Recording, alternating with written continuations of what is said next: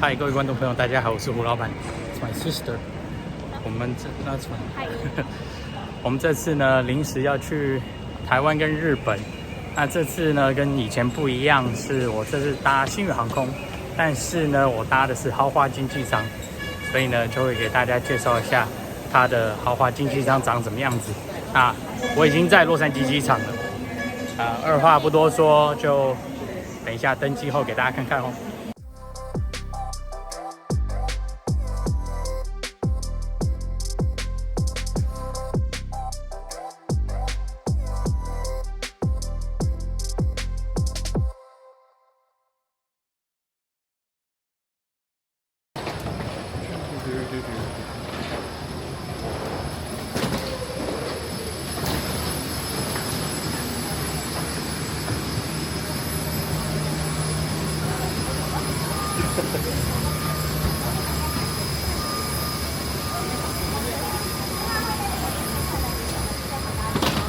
今天坐后头的，前面右边我知道，谢谢。我要走这里，谢谢。星宇航空的 A350-900豪华经济舱采242座位设计，共36个座位。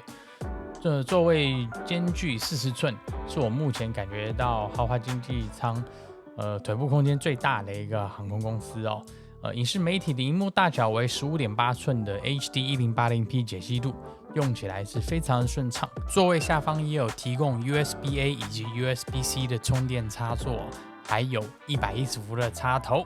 我的感觉，星宇航空的豪华经济舱跟其他航空公司的豪华经济舱对比起来呢，它的空间表现呢以及设备表现都比较好。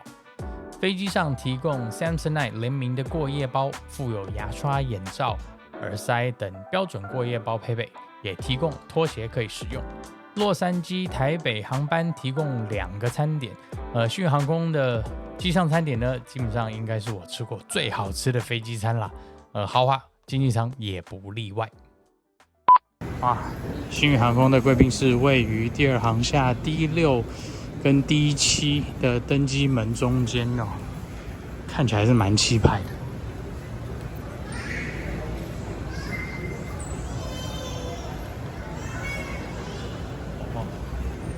It's supposed to be pretty good.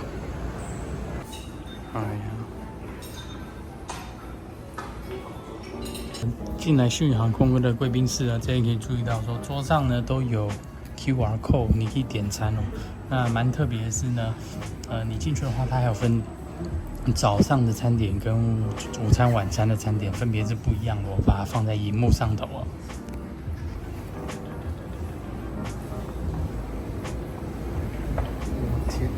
pudding， 印尼 pudding， 甜点 cereal hot dog， 应该是 7-Eleven 的，还是企业的。这边还有很多啊。There's all kinds of soup. That's miso, goji, and there's that's good tea. Yeah. It's all included. That's weird. No, it's good. Is that honey lemon water? I mean, yes, but I was. 还有这边还有冰淇淋。Sorry， 忘了，这边还有很多很好的冰淇淋。上头还有置物柜。对啊，好吃。跟一些凉菜。洗手间也是蛮气派的设计哦，非常星宇航空。男生的这边洗手台。超棒的，然后进去出去的话都要这边有一个触控式门板。这个是我叫的寿喜烧。我